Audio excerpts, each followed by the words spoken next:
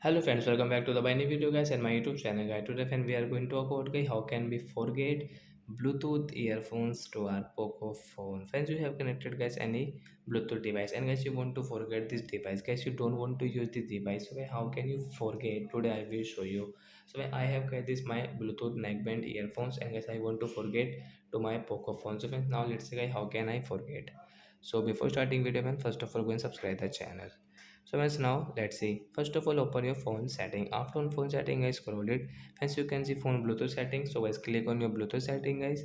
As you can see guys we have connected this ubon company CL20 and then we want to forget this Bluetooth earphone. So right side tap here and you can see your device name setting. So once you want to change your Bluetooth earphone device name, so guys you can change from here if you want. So we will click on unpair option means forget, then it will forget guys, you cannot use guys. If you use, so you will have to connect again means you will have to pair this notification guys, then guys you can use, otherwise not guys. So we will cancel it.